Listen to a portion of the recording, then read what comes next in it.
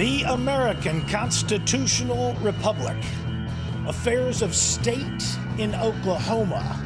The beliefs, principles, opinions, and views of people just like me. This is 3D Politics.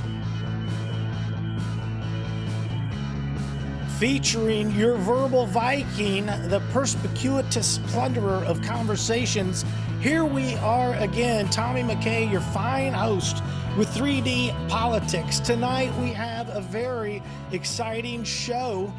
Frank Urbanic is coming on just momentarily. Revolt Bolt gives Jolt a Holt, will old Holt molt. That's right, Frank Urbanic is running for mayor of Oklahoma City. Also, tonight at 7:45, Leslie Nesmith will join us and bring her survey results that happened just last week and next week. We have Dr. Willie J. Montague coming on from Florida to tell us his picks from a national standpoint out there in Florida. But tonight, Frank Urbanic, Oklahoma lawyer, Air Force major, he's running a combat veteran, deployed 4 times to the Middle East. Let's bring him in without further ado, because I know he is there. I told him I'd bring him in at 7:02. Let's see what we got. There he is, ladies and gentlemen, just like clockwork. Frank Urbanic, it's nice to see you once again here on 3D Politics. And I was just touching a little bit of your bio, barely touched it a little bit. So let's introduce you to some of the people that may not know you. Frank Urbanic, combat veteran, deployed 4 times to the Middle East, over 22 years of service to the U.S. Your law firm has already represented thousands of individuals and families of small businesses by stiff-arming Governor Kevin Stitt's executive order, and the copycat Mayor David Holt had his proclamation to prohibit the sale of food and beverages after 11 p.m. This was back in 2020. Tonight, we're going to talk about what is the legal authority for local governments and the state government of Oklahoma to shut down businesses during the, let me check my, there we go. What is the legal authority for them to shut down businesses during the emergency? Also, Court Judge Susan Stallings in May 2021 found the case involving Stitt with Frank Urbanic moot and dismissed it. Urbanic has appealed the decision. What's next? We'll find out from Frank tonight. Update on the case also involving Mayor David Holt in Oklahoma City. Urbanic supports criminal justice reform efforts in Oklahoma City. We'll talk about that. Oklahoma City wasteful spending, which is rampant across the nation, not just in Oklahoma City, but specifically downtown streetcar project. And eventually we'll wind our way to mandates, masks, vaccines, and pandemic vitriol. I'm in charge of the vitriol. So, Frank, thanks for joining the show. Real quickly, so there's your bio. I always want to know when somebody got into the race, and sometimes it's a long story and sometimes it's not. How did you decide to do the campaign this time? Why were you running for mayor this time?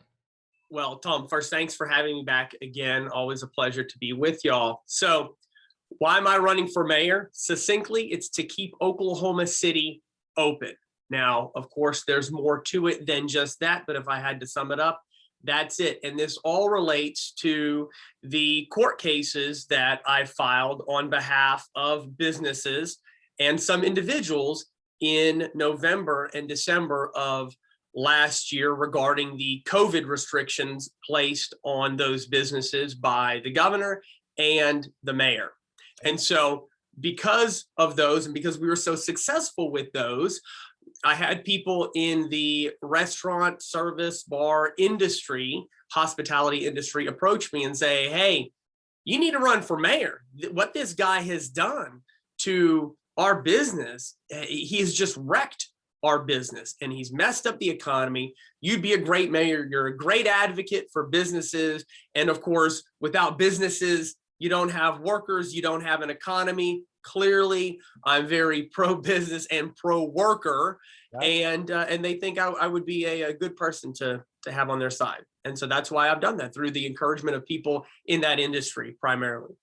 Excellent. It's nice of you to step up. A lot of people don't really realize how many small businesses are doing restaurants and stuff. And I love at the national level, Biden will say, well, somebody who doesn't like the job they're in can get a job doing solar panels. Some people want to run a restaurant, not because they're going to make a lot of money. They want to run a restaurant because they like running a restaurant. That's what they want to do.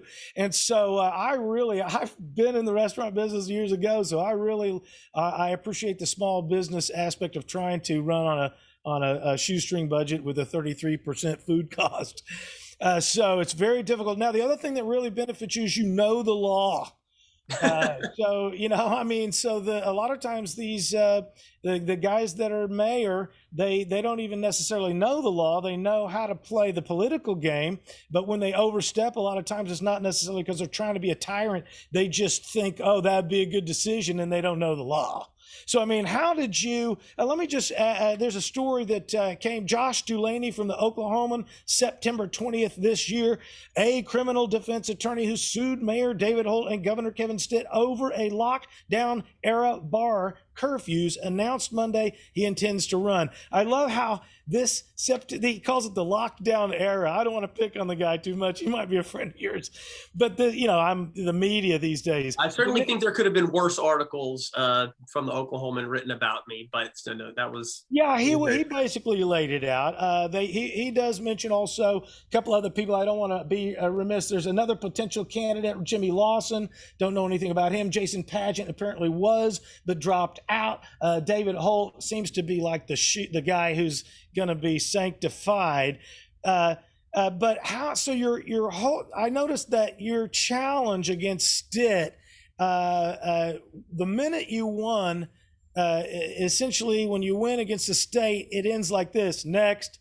They don't go, yay, oh, wow, you really taught us a lesson. Thanks for correcting us. No, they just say, well, the case is moot. But tell us how come the case isn't done because the judge, Susan Stallings, said it was moot in May. Great question. And, your issue about knowing the law really segues into your initial point.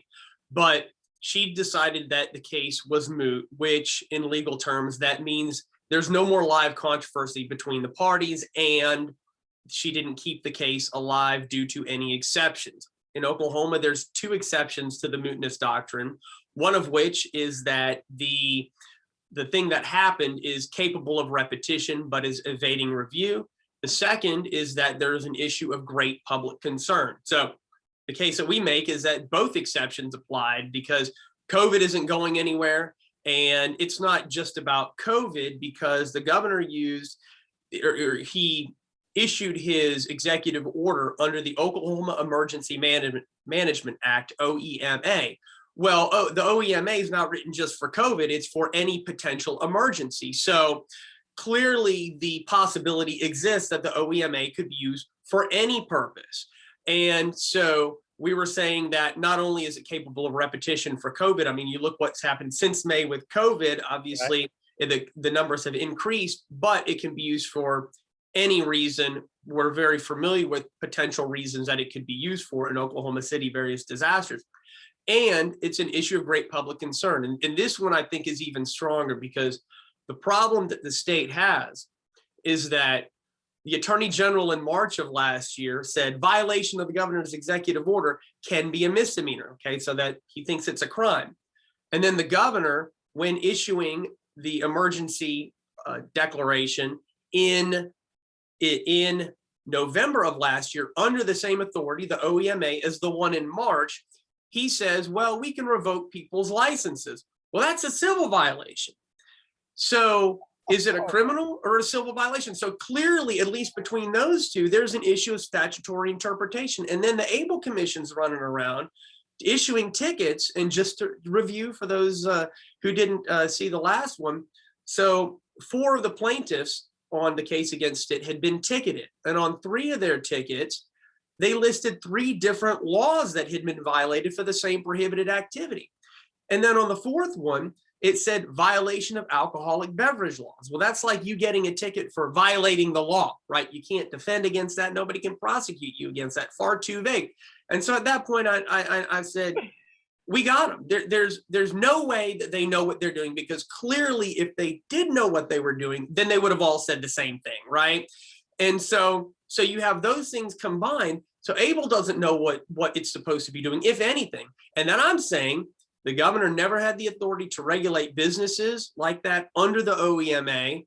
The Able Commission never had the authority to enforce executive orders under the OEMA, because there's no administrative rule. They still to this date have never produced an administrative rule that says we can enforce executive orders under the OEMA, and there's no punishment. So even if the first two things existed, well, if there's no punishment, and that's clear, it's just merely an issue of, you read the statute, is there a punishment listed in it?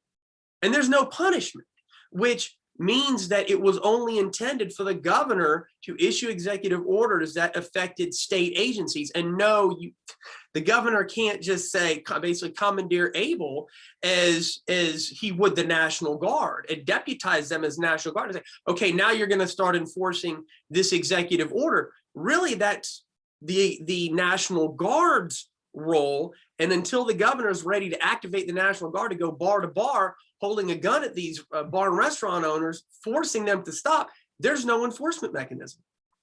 Right. Now you have sharing privileges, but you mentioned it. So I'll see if I've got this lined up right now. I'm going to share a thing here. Let's see. Can you see this?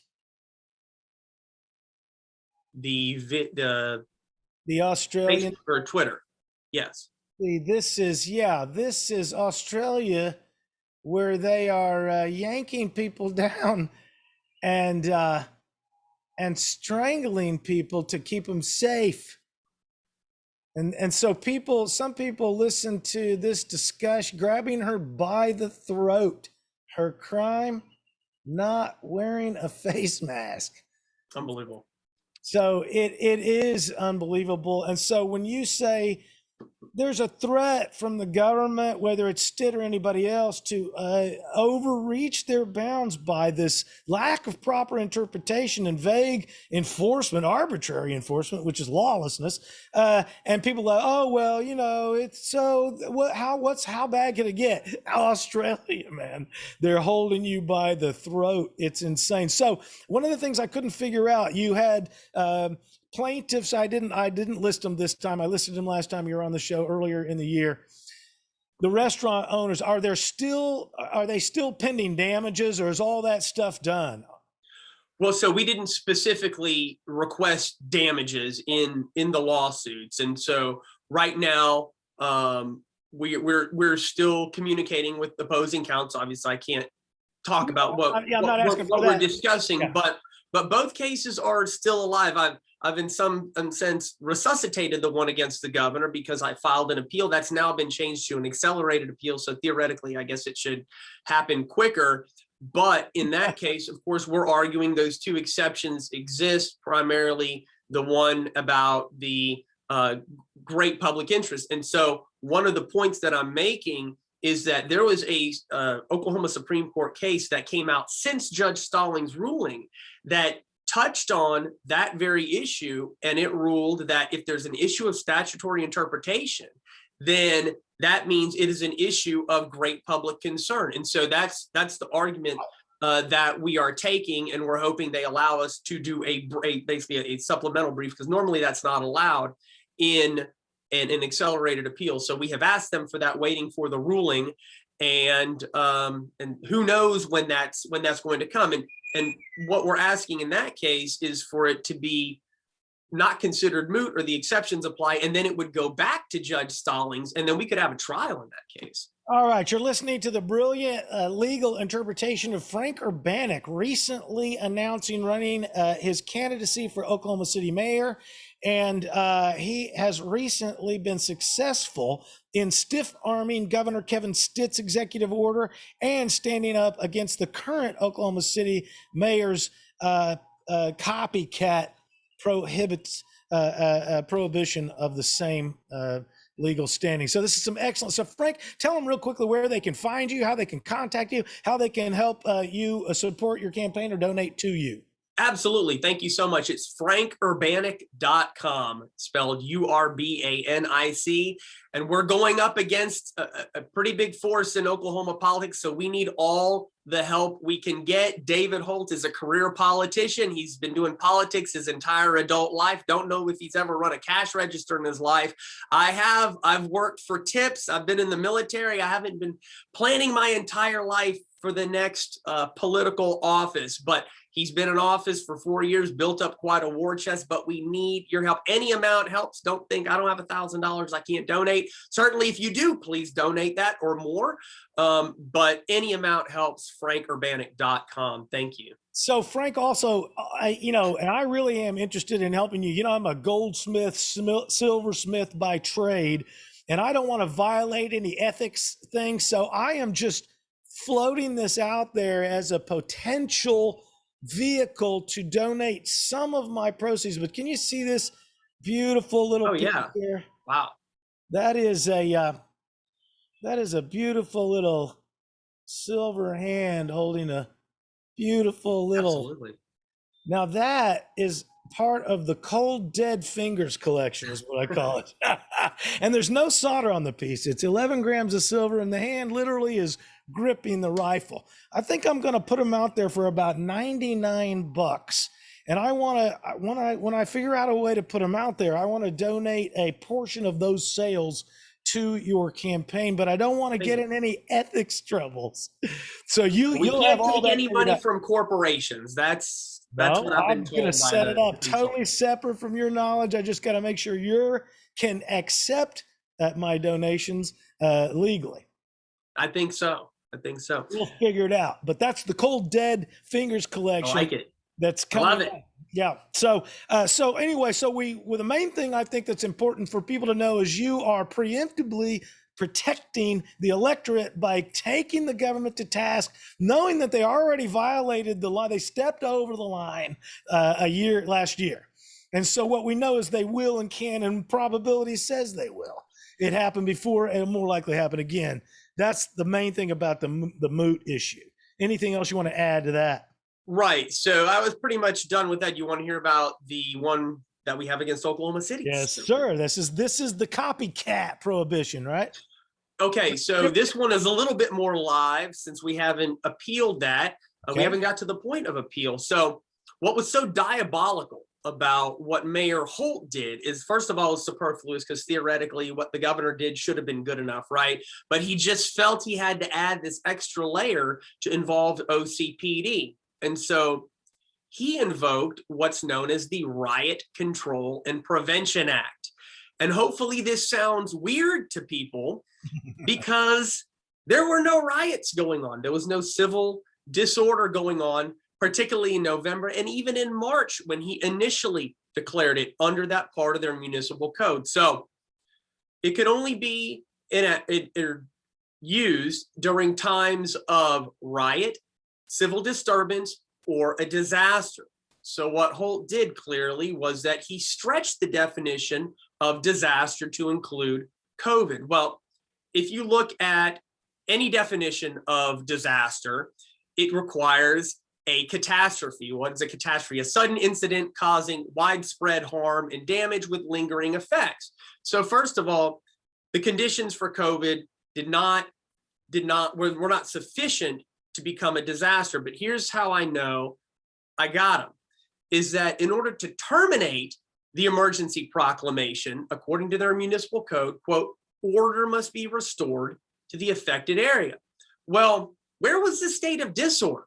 If there was never any state of disorder, then how could you ever restore order, thereby have the conditions to terminate the emergency proclamation? So the whole thing is bogus. It was a gross abuse of power. And what's funny is through this lawsuit, so many interesting things have come about. First of all, the city, and I would assume the mayor through his attorneys, they are denying harm. They're out there in court saying there's no harm. They want us to prove that these businesses were harmed. And I'm going, if you have any, elementary school kid on a jury and you tell them, hey, these businesses were shut down before their peak business time under threat of 6 months in jail. Were they harmed? Of course, everybody's going to think they're harmed. So apparently Mayor Holt does not think his actions harm people. That's first of all.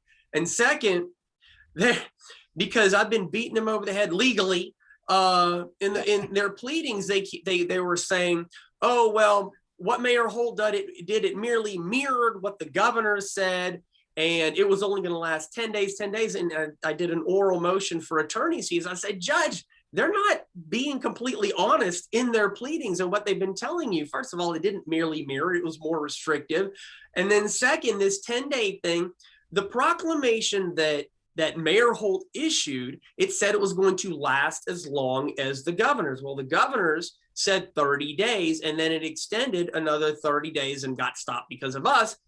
And so I guess they felt the need to prove to the judge that it was only going to last 30 days. So they added these attachments of the mayor out there running around saying it's only going to last 10 days, press releases and everything. And I said, Judge, what opposing counsel has unwittingly done is they've exposed and highlighted the fact that the mayor is out there saying one thing to the people when the truth is actually buried deeply somewhere else. So is it any surprise that this politician's running around saying things to the people that are just not true? And so that's going to be a huge part of the case as well. But his use of the Riot Control and Prevention Act should just anger everybody, because he never had the authority to do this, and he abused his power. And really, he abused the Oklahoma City Police Department. That's part of my platform. I will not disrespect them. I will not abuse them. Send them out there for these nonsense reasons, and we will respect our police department.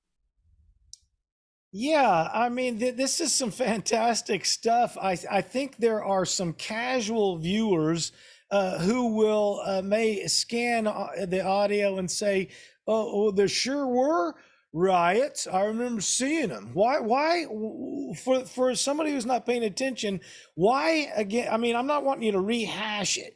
I'm saying there was no specific area. It's almost a tell when he says, we swear it's only going to last 10 days, and admitting that they're only violating and they're only abusing you for 10 days.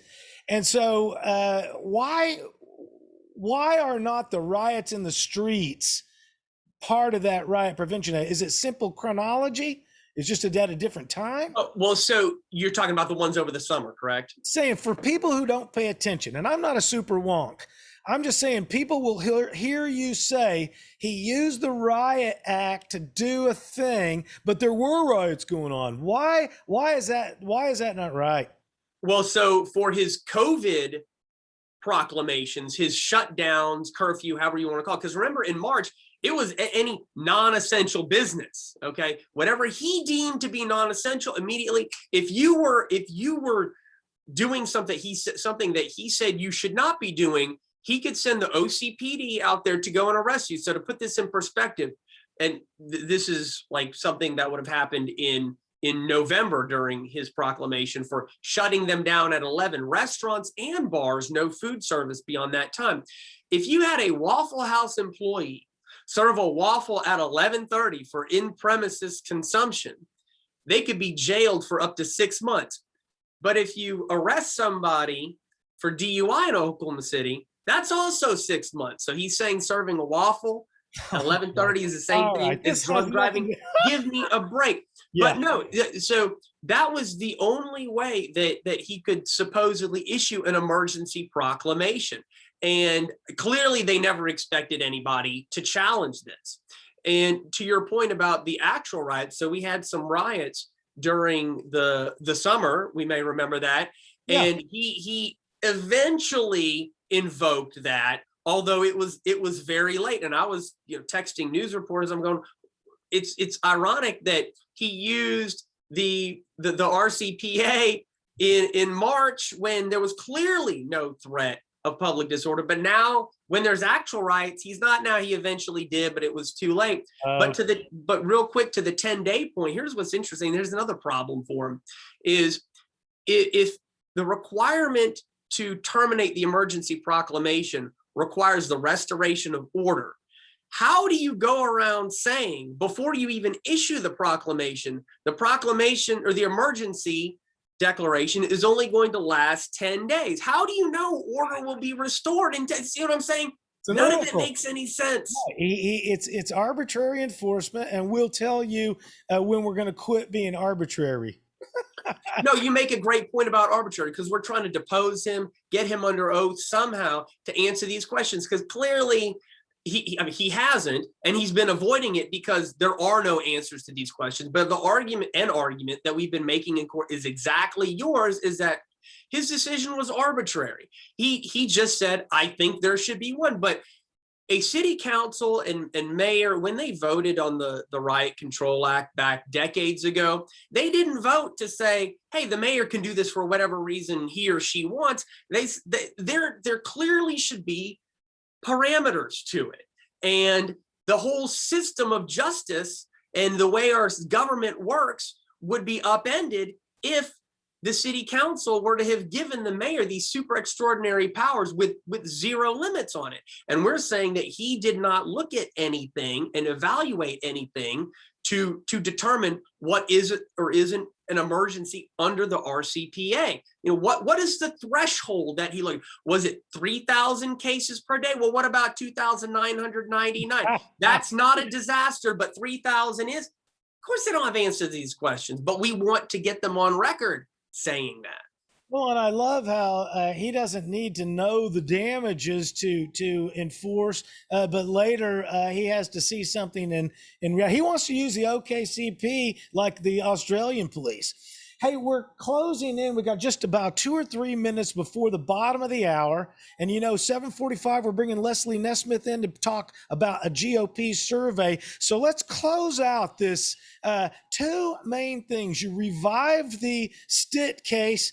The hot case right now is the Mayor David Holt and Oklahoma City case. Let's close those 2 things out before we get out of the bottom of the hour. Yeah, just real quick. So on the Oklahoma City case, they, just like in the Governor Stitt case, filed a motion to dismiss. Well, unlike in the Stitt case, the judge found that there was an issue of great public concern, because that ruling came after that Oklahoma Supreme Court case. Wow. And so the city's kind of stuck, and we may go to trial in this. We're going to do discovery, and we're gonna get to the bottom of it. Man, that's excellent. I appreciate it. This is a labor of love. Nobody does this for the fun of it, and that's for sure. Nobody's making $1 billion. You just put your head out there on the chopping block. So once again, Frank Urbanic, frankurbanic.com. That is URBANIC. I got a quote here from Frank Urbanic. I'll say it because it always sounds better when somebody else does.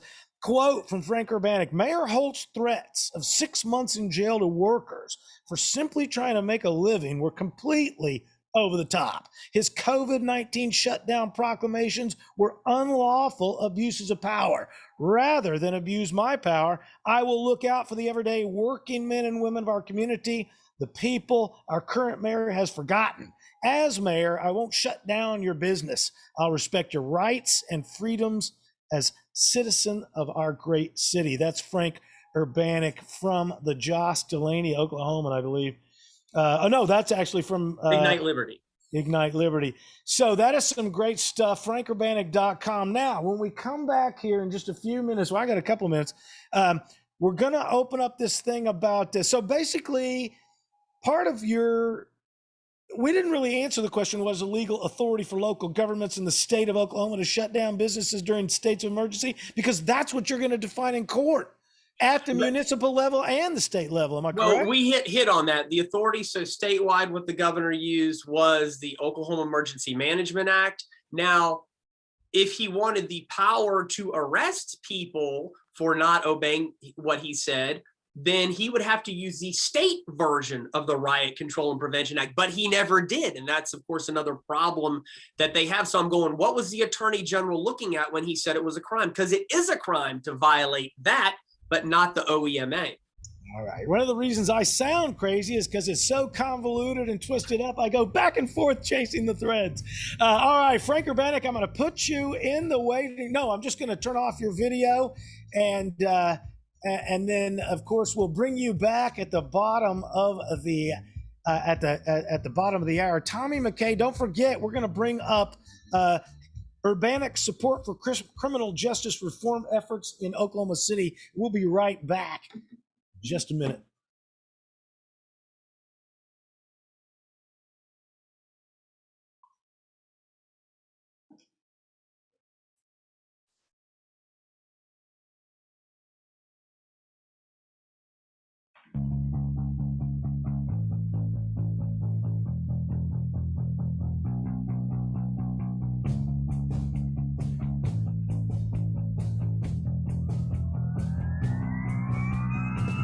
The American Constitutional Republic. Affairs of state in Oklahoma. The beliefs, principles, opinions, and views of people just like me. This is 3D Politics. Featuring your verbal Viking, Tommy McKay, right here, perspicuous plunder of conversation. Here we are again. Tonight, very excited to move forward with another half hour. Coming up at 7:45, Leslie Nessman, Chief of Staff for John Bennett. She's coming up tonight to tell us a little bit about a survey that they ran and some good news for the electorate. And also next week, Dr. Willie J. Montague out of Florida, bringing us his picks and opinions for the nationwide vote. And without further ado, let's bring Frank Urbanic back in. Frank, are you there? Can you start your video? There he is. It worked just like a champ. We did like 3 weeks of practice on that. No, I can follow directions. Vote for me. Trust me, you're the only one. Okay, all right. I'm kidding you. That's what they say at the rock bands. You know, you're better than Saturday night's crowd. So anyway, so now, thanks for working through all those threads between the cases involving Stitt and Holt. Now, tell us about criminal justice reform in Oklahoma City. What's going on? What do you like? What's wrong with it? And people who are interested in criminal justice reform, what are you going to do if you can become mayor to fix the problems there? Yeah, so it should be no secret that I'm normally a criminal defense attorney. So I've come across a lot of issues, particularly involving Oklahoma City, and they're not huge things, but I think they're at least some of the things that I've put forward so far are minor tweaks that I think would help. And first of all is, why is the lobby of the Oklahoma City Police Department closed? Right? They say it's under renovation. It's been closed for like a year and a half. When COVID hit, they never opened it back up. I go all over the state for my cases. They're all open. We need to open that lobby back up. It's very challenging getting discovery for there. I have to send a letter, they send me something back, and I have to mail a check, and it's just like a complete nightmare. And then on that, with discovery, I believe that somebody arrested that at least has an attorney, there's somebody charged with a crime, they should be able to get the evidence against them that almost every other police department gives, basically the unredacted report, the unredacted video. We shouldn't have to jump through hoops. Well, Oklahoma City makes people jump through hoops and they give redacted stuff, and it's very difficult, obviously causing a lot more work on their part as well. So why is it that I can go to other police departments, they give me what I ask them for, OCPD doesn't? So that's definitely something that we're going to be looking at. But when it comes to the OCPD, I have watched hundreds of hours of probably just OCPD body cam footage. Not sure how many minutes David Holt has, but I've watched a lot. And I do have to say, I'm impressed. Even though I'm a criminal defense attorney, I'm not one, and you will, believe it or not, find some that hate cops, okay? That is not somewhere that I've ever gone. And I think my record speaks well for that. I've cross-examined officers from all different departments, and I've had some of them come up to me after cross-examination and shake my hand and say, well, you kicked my butt up there, but I understand you have a job to do. And I'm going to apply the same hard work ethic and diligence that I do in all my cases, whether they be criminal or the civil cases, such as the ones we just discussed, apply that as mayor and representing Oklahoma City. And a defense attorney is a more difficult position than the prosecution. They don't have the power of the state and all the other. Well, I mean, what I mean is they're taking up the difficult argument, not the easy argument. It's easy to pound down the guy who looks guilty. Right. So it's more difficult to take that guy and try to ferret out the truth in a difficult situation like that. And it makes it even more difficult when the attorney is getting redacted reports and redacted video, and it extends the process. And I think we could be more efficient. So one thing that I worked on with my legislator is video teleconferencing in courtrooms. I didn't know if you knew this, is that just last year, Oklahoma allowed video teleconferencing in courtrooms, and that was due to an issue that I brought up to my legislator, Nicole Miller. And I was trying to work it so that I was complaining to her because I had a client from Hawaii that was going to do a deferred sentence plea in Oklahoma County, very low level issue. But because of the way our law was, that guy in Hawaii, he had to fly all the way back to Oklahoma City just to do his plea, and then obviously causing a lot of expense and wasted time on everybody's part. And so I told her this, and she goes, well, let's do something about that. So what started with that turned into video teleconferencing in courtrooms. And now what we can do, and I literally have done this already, I can be there in court. We can do a plea called a plea by authorization. They sign everything, send it to me, get a thing notarized, and I can hold up my phone with Skype, and my client is present by video, and we're allowed to take care of things like that. So what are we doing for video teleconferencing in Oklahoma City Municipal Court? What are we doing to move towards electronic file management, case management? How can we be efficient? I'm big on Lean Six Sigma, variance reduction, and being efficiency. Yeah. Being efficient. What can we do with our court and our prosecutor's office where we can move to some sort of digital cloud-based system? And I don't want to also gloss over the fact that the building's not open. When you are I've been lower than I am now, and I'm just saying, when you are having a problem with the state or the municipal courts, and you can't go to a place that one of the things that frosted me when I ran for mayor in 2016, one of the questions at the debate was, how will you make the citizens of Tulsa feel in some area? And I'm thinking to myself, I'm not in charge of your feelings, right? But if they care so much about the feelings of the constituents, let's have a building open so that it makes them feel like they live in a country that's not a banana republic. Let's get the barbed wire down from the Capitol, and let's have a building that's open. I don't know why they're getting the redacted stuff. Tell us about the Oklahoma City wasteful spending. Have you ridden our streetcar yet? No, I've always had a desire for a streetcar, but I've never named. Well, this is actually a streetcar named Disaster. but no, it's a complete joke, and hardly anybody rides it. If you drive around downtown like I do frequently, you're often stuck behind it. It takes forever to get around it. And next year we are scheduled to spend $5 million on this thing. It goes nowhere. It goes in a circle.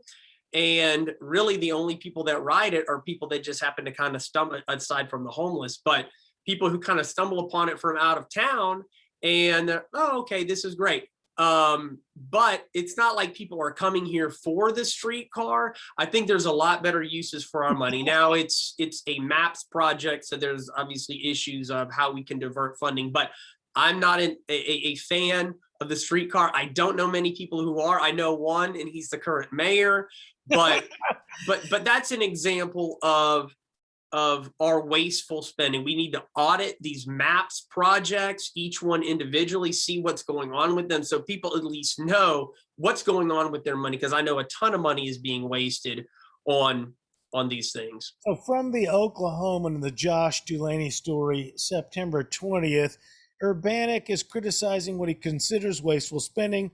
The downtown streetcar project, according to the Oklahoma, operating costs for the streetcar are expected to be more than $4 million every 300 and some odd days.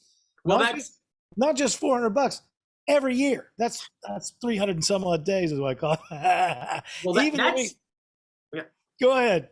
Well, I'm going to say that's now. You wait until these things start breaking now. So it's all hunky dory when they're all brand new. But where are we going to go for the maintenance and the spare parts? Probably one place that's going to cost a lot of money. So it's just going to increase as the years go on.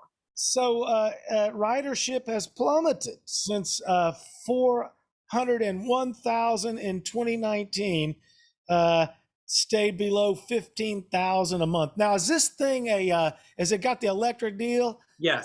It's one of those puppies. Now, our mayor here, he pushed hard and we spent money on the Arrow. It's just a bus. It's just got a logo and they put in these $80 million. I don't know how much it was, but they put in these little stops every once in a while to make sure people could get from downtown to Brookside. But I mean, they're just, I don't know who rides them. Maybe two or the only thing that looks stupider than riding the bus is waiting to ride the bus, is what I say. So yeah, there's bad spin. What else besides the streetcar thing? I think it's the same thing as the Arrow bus system we got here. It's just they know somebody in the industry. Hey, I got a buddy in the asphalt business. Let's do an asphalt thing. So what else do they waste money on in Oklahoma City, and how are you going to fix that? Well, yeah. So really these MAPS projects, especially the most recent one, MAPS 4, it's basically a liberal cornucopia of ideas. And well, hold on. So MAPS, so you've said it a couple of times. We're about 3 minutes away from bringing Leslie in, but when you say MAPS, what is that? Is that a metropolitan something or other acronym? Right. It was voted on by the taxpayers, and we're on MAPS 4. So the original MAPS is how we got the convention center and Bricktown basically renovated in the arena. So things that really brought Oklahoma City forward, but now there are things like animal shelters and, money for this park and money for that. And so it has gone very far. The most recent ones have gone very far from the original intent for MAPS. And I don't think the most recent one would have been passed if the mayor had not cheerleaded it prior to the election. I mean, this sounds like the Vision 2025 package that they had in Tulsa. And in the last couple of minutes before we bring Leslie in, we're going to talk about mandates and masks and pandemic vitriol. But one of the things I got a question to pick your brain. I didn't really expect to get to this, but when I ran for mayor, I looked at Oklahoma City and I said, they're doing things right. They got a 5-year plan. They do 5 years of this. This must have been the MAPS thing. 5 years of this, 5 years of this. And well, in Tulsa, they were like, well, let's do a 30-year plan. So, when I was 20 years old, I paid for all this crap and I never have benefited. Now I'm getting ready to die. And they're like, now we're going to start the project, because they do these 30-year plans. Vision 2025 raised our taxes last summer 5 years ago. I mean, it's insane, So what's better, the 5-year hopscotch plan or the big, long investments? Well, I'm going to call for a pause on at least our 5-year plans. I'm not quite sure about how well the 30-year ones work or don't, but basically my intent is to get back to basics. And it's interesting talking to people now, being a mayoral candidate, and I'm surprised by the amount of people that have approached me and said, you need to fix the roads. And I'm going, this is kind of a cliche issue, but it's true. And here's something that I'm going to promote is stoplight reform. I'm sure you have the same issue that we have here. Is you're sitting at a red light and you're looking, it's like midnight or 2 o'clock in the morning, and you're looking back and like, there's nobody coming for 5 minutes. I think we live in an era of technology that can sense when people are there. So let's fix the stoplights, at the very least, things people actually care about. Worse than that, we live in an era of fear. I sit like a trained rat because I'm scared to death to run the red light. My God, you don't get to explain to the cop that yanks you and takes you. You're listening to the brilliant attorney, Frank Urbanic, running for mayor, Oklahoma City. We're getting ready to bring in Leslie Nesmith, Chief of Staff for John Bennett, GOP chairman. Also, people should know as we bring in Leslie that Frank Urbanic is also, he's not just criminal defense attorney, who's pro-business and pro-worker. He served as GOP precinct chair, district chair, and as a member of the Oklahoma County GOP's executive committee. Find him at frankurbanic.com. Let's bring in Leslie and see if she's ready to roll. Everything with a smile. Here it comes. We'll see if we can beam her in, see if it works. And there she is, ladies and gentlemen. Let's see if we can hear you. She's connecting to audio now. There she is. I think we can hear you. Ta-da. Leslie, have you met Frank Urbanic? I have. I was actually there when he announced his candidacy. I'm so excited. I am too. I'm glad to have fresh, untested candidates in there. We don't need any more swamp. We need some fresh blood in there. When I ran, they said, do you really think you can win? And my answer became, it's not my job to pick the winner. That's God's job. My job is to throw the punch. And so that's what Frank is doing. He's out there literally taking the arrows and throwing the punch. Leslie Nesmith, I appreciate you coming to join us to bring us information about a survey you just did with the GOP. You are currently serving as the Chief of Staff for John Bennett, the GOP chair. So let's hear about the survey and what'd you find out? All right. So one thing I want to say to you is, have you heard, don't panic, vote Urbanic? Did you share that, Frank? I have not, but I like it already. We got to get bumper stickers. Anything to help people remember that. I appreciate it. Yeah, bumper stickers, t-shirts. That's what I'll do. I'll make a t-shirt. Oh, okay. Well, being an expert panicker, I would say I'm panicked. I'm voting Urbanic. I am too. I am too. Okay, go ahead. Okay, so I'm going to try not to bore you with a bunch of numbers and percentages and all that fun stuff. You know how surveys are. You can make them say whatever you want. They can, but we'll make it fun and interesting. Yeah. Okay. So we asked a lot of questions to determine who the people were who were answering. And we actually had about 60% of the respondents identify themselves. They entered their name, their voter ID, that kind of thing. So we know we have very, very good information. We asked several questions, one of which was the support for the chairman, because that's something that we've talked about on your show is, you know, where are people on this? Well, It turns out that about 87% of the respondents, which we do have what you would call a statistically valid response because we've been able to validate it with some other surveys. But 87% of the people who responded say that they agree with the chairman's position of we want to hold people accountable to the party platform. And that is huge because that's been a big point of contention for some in the party. So it turns out that actually the vast majority of Republicans agree with that. We also asked about things like, you know, when we have speakers in the future, who would you like to hear? And guess who they said? A lot of people said, of course, Donald Trump. And then they said, John Bennett, our chairman. So I was like, that's a good thing. How long have you been a Republican? More than a third of them said 10 plus years. That's pretty substantial. So that means we were surveying people who've been around for a while. Right. A lot of times people view them as kind of establishment people, maybe, who've been around for a long time. So that really surprised me that people who have been around that time were so supportive of what you would consider the far right ideology of holding people accountable to the party platform. That shouldn't be far right, but it has become. I got a question, Leslie. Can we know? I'm not a numbers guy, but I'm so much brilliant in other areas. It doesn't matter. If you've been a Republican for 10 years, do we know the median age of these people?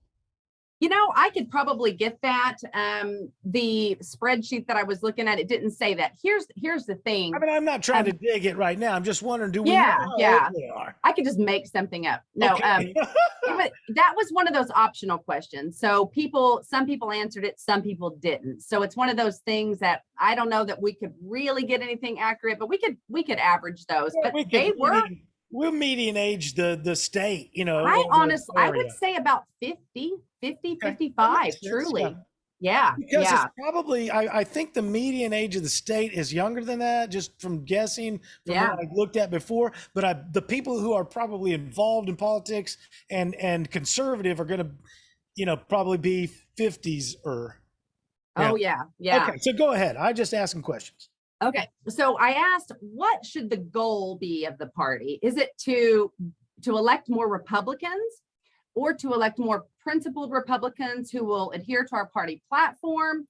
Or is it party unity? Or is it something else? Okay. And those may seem, some of those may seem kind of, oh, silly, you know, why would you just say party unity? But you know what? We had a lot of people who said party unity.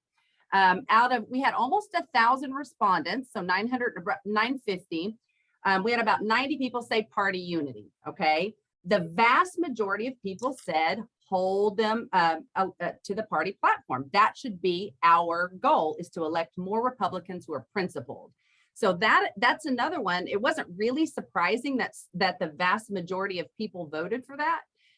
But we do have a lot of people in the party who just don't think that's the focus or should be the focus of the party. They think that we need to unite no matter what. So what do you think the number one challenge is for the GOP? I'm going to tell you something. We got 1,000 responses almost to this. There were several questions where you could just put in whatever you wanted to. I have almost 3,000 responses I need to go through. People wanted to be heard. I mean, they were talking about they're sick of rhinos. You know, they want to follow the party platform. They want to elect principled Republicans like Frank Urbanic, right? So the survey did reinforce a lot of things, but there were some surprising things in there too.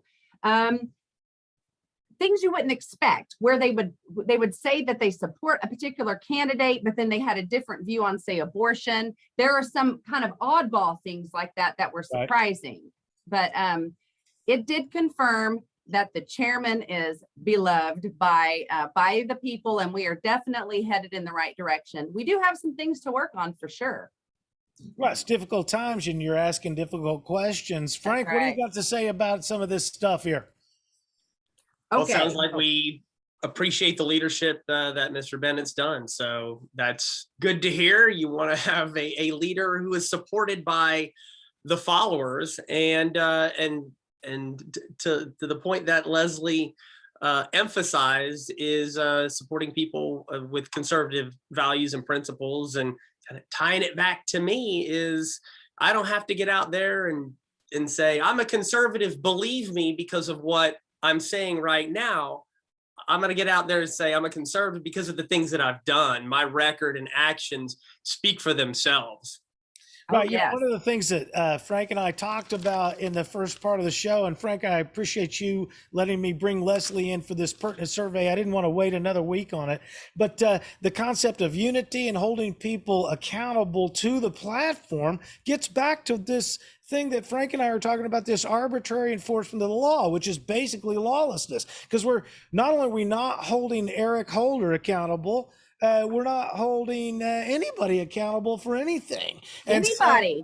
So when I argue with the libertarians, I ask them about, Chris Powell, what about the party platform? He's like, oh, no, nobody really follows the platform. The party platform is the sextant that allows us to know whether the candidate is on track, on course, or not on course. The platform is critical. And if we cannot hold a candidate accountable to the party platform, how can we hold a cop accountable to the law, or the mayor hold him accountable to the Constitution? Frank, what else before we put the finish on this survey with Leslie? Well, I think to your point, it has a lot to do with instinct. What is that person's instinct? Is it liberty or is it tyranny? And it sounds like the Republican Party wants liberty. And that's that's what I've indicated through my actions, particularly in the lawsuits. And so hearing things like that are encouraging. The GOP, you said, Leslie, and I don't know if it already happened or not, but I heard there was like there was an Oklahoma medical marijuana event. Was it held or has it been held? Okay, so that is coming up in October. It is October 9th. It's going to be held at the GOP headquarters. It is on if you go to the Facebook page, the event is on there. There is an Eventbrite. You do actually have to RSVP there if you're going to attend. So The good thing about this, we had Chip Paul. I knew a guy named Chip PA. Chip Paul on from New Pharma. And one of the things he said that Leslie agrees with, and we need Frank to jump on board, is we need to win this medical marijuana and the marijuana issue for the Republicans as a freedom issue. It's a plant, like Leslie's, it's a plant. Chip calls it the tomato argument, I think, the issues here are not about the war chest and the money. It's about the message and the fact that we've got a warrior like Frank Urbanic that's willing to get out there and preemptively fight for the electorate. On your survey, I want to know, and you may have said already, but I've got a few more to tell you about. Yeah, okay, I do. I want to know, but is this all Republicans or this is both? Okay, so this went out to our Republican database. So there are people who are in there that have, we had one person that responded, and in the comments, I say she, whoever it was, said, I'm a libertarian now, but I'll answer the question. So then they, answered the question. So I'm sure there's some of that too. But you're going to have that with any survey. Okay, so let's, what else have you got on the survey? And then we'll push it back to Frank. All right. So on the survey, I did ask, on a scale of 1 to 10, how do you rate your support for Governor Stitt? Now, this is important because he's had a lot of very important decisions to make lately, and he has some that are pending. So on a scale of 1 to 10, with 10 being the greatest support, he actually got an average of 7.26, which is very high. That's a high number. We are going to be repeating that question on my next survey here in about 10 days. So it'll be interesting to see if that moves at all with some of these decisions he's having to make. The other interesting questions were about, do you believe life begins at conception? You would think, well, this is 100%, right? This is the Republican Party. Well, we did have a small amount. So 63 respondents who said no. So there are those people, though we call those rhinos. The abolitionist queen does. Now the Republican Party, though, I believe, check the platform. Yeah. I believe it gives up to 22 weeks. And I know that's the national platform. So there's this inconsistency in I know similar inconsistencies that I've called the libertarians out for exist in the Republicans. Go ahead. That's exactly right. But here's the thing. This is polling Republicans in the state of Oklahoma. So 90% of more than 90%, it was like 97% of Republicans who responded believe that life begins at conception. The same amount roughly believe that the Second Amendment is critical to protecting our other rights.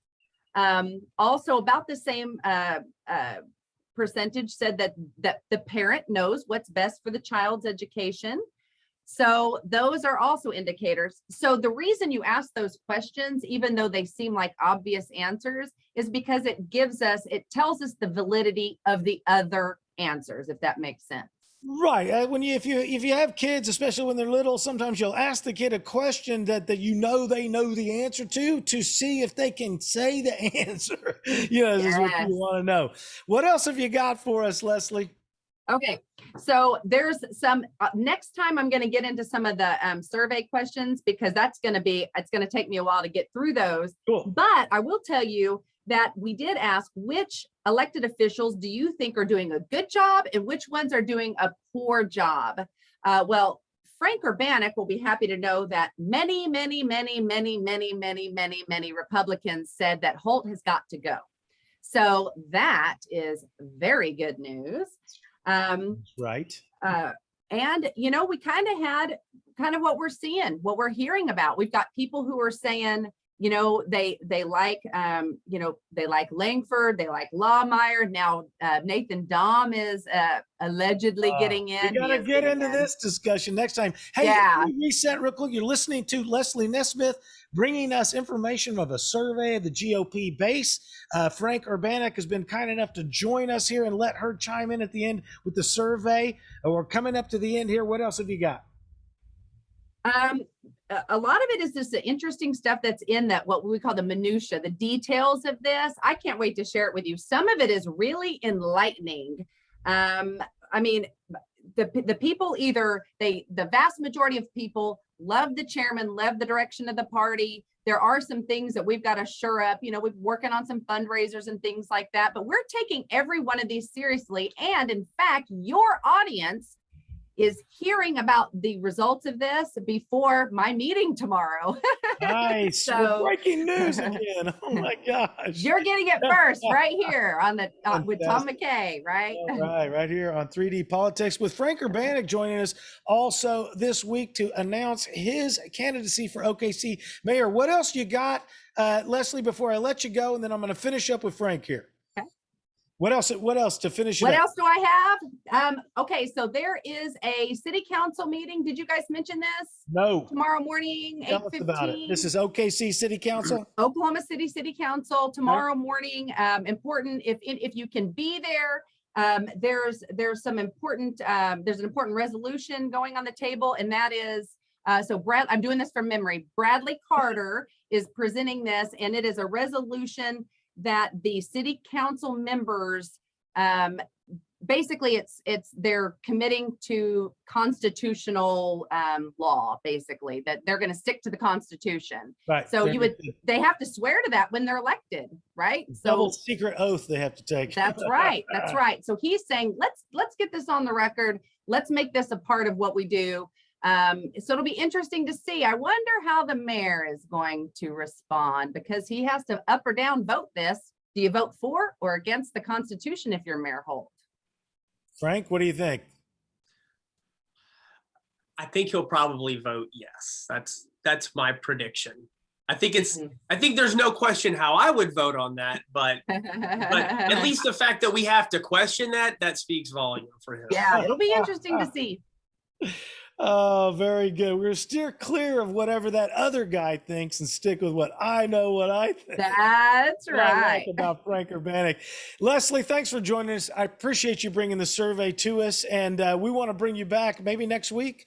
I've got Willie J. Montague coming next week, and he'll be interested in some of these bigger pictures of Oklahoma from a state view. But thanks once again. I'm going to send you back to the waiting room, and you can head out when you want. Thanks again, Leslie.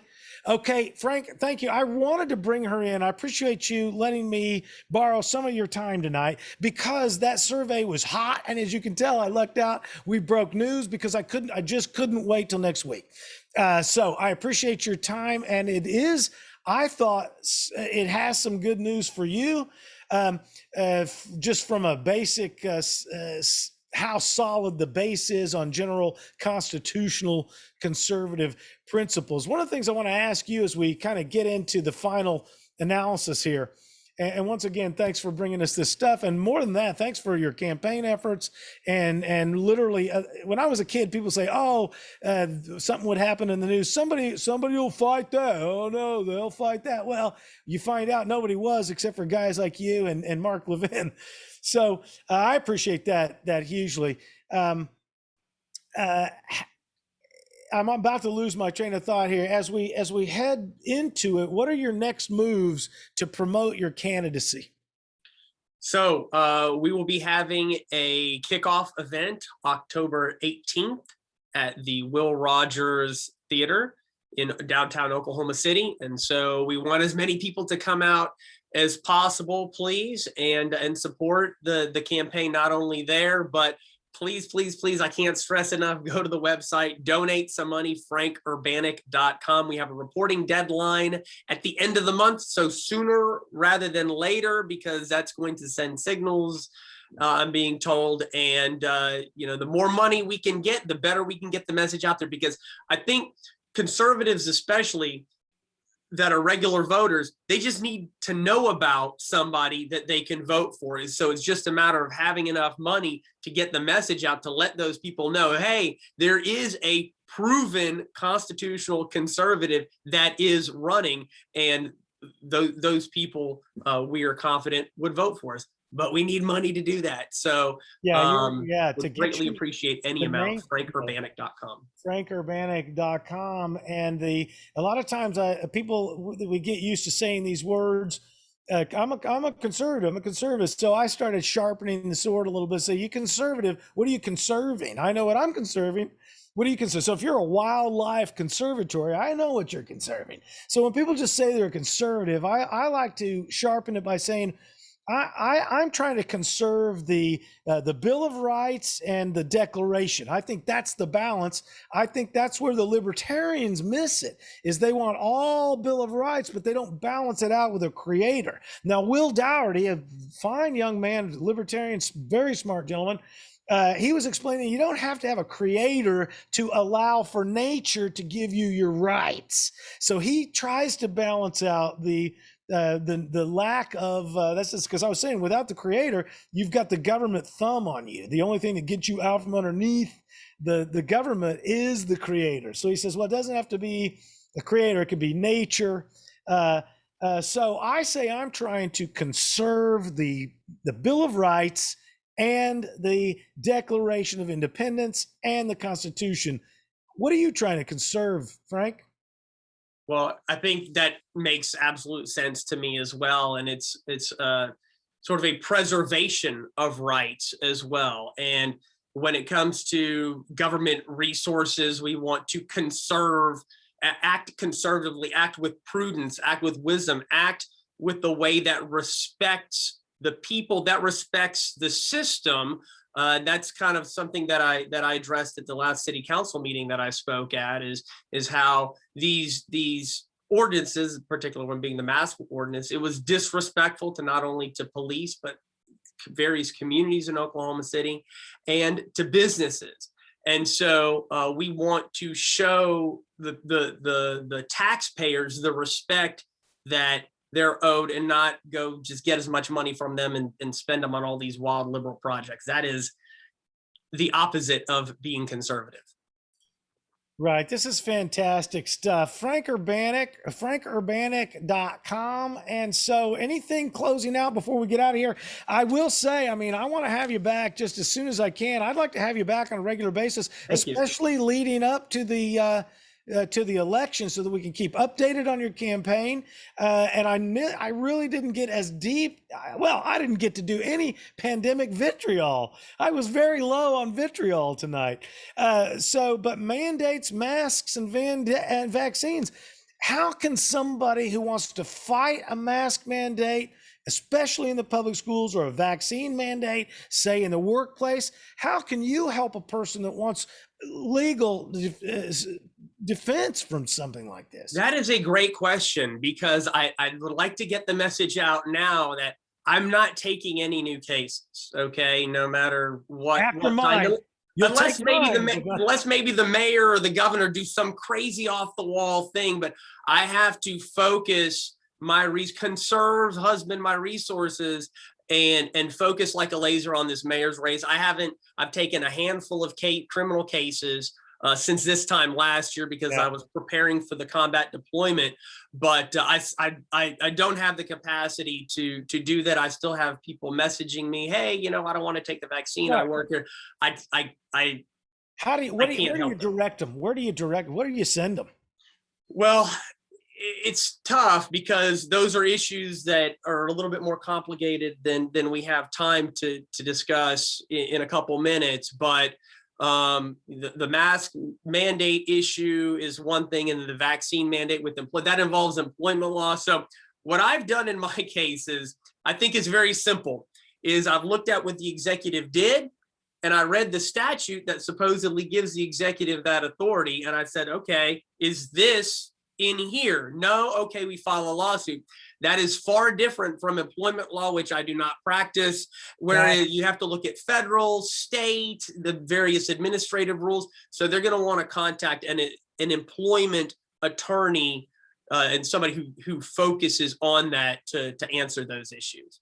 Excellent. Okay. Well, and it's good to know though, because you're the kind of guy they'll be asking, hey, help me with this, because you know the thing. And so it's good to know. And it's also important because not only is the mask a different thing than the vaccine, as you're telling me, probably geography, the different place, it depends on what state you're in, what municipality you're in, and the school district you're in, and blah, blah, blah, blah. So anyway, well, this has been great. I really appreciate your efforts, especially in your campaign, but then of course, bringing it to us, and I'll be hounding you down to bring you back just as soon as we can to get more updates and more information on your campaign. What else you got before we get out of here? FrankUrbanic.com. Please send any amount you can, because I want this guy to be mayor fast. Well, you took the words out of my mouth. Thank you again for having me on. Would love to be back at any time. We're going to be holding numerous meet and greet / fundraisers throughout the city. My goal is to go to as many restaurants or any small business that was affected by Mayor Holt's unlawful shutdowns. And so we can focus on the people that he's hurt and the people that we are going to help. Excellent. Frank Urbanic, I appreciate you coming. We're going to send you to the waiting room, and FrankUrbanic.com. You can also find him on Facebook. You're in the waiting room, Frank. Thanks once again. Candidate for Oklahoma City Mayor, Frank Urbanic. We'll see you soon again next time. Well, folks, this was exciting. What a great opportunity. We had Frank Urbanic on, finally challenging the overreach of not only his local municipal Oklahoma City, but even at the state level, stiff-arming Governor Stitt. FrankUrbanic.com. Go check him out. I want to thank Leslie Nesmith for bringing us that pertinent information on the survey. Breaking news right here on 3D Politics every Monday night. A perspicuous plunder of conversation with your verbal Viking, and much appreciation to Frank for allowing Leslie to break in on all the action tonight.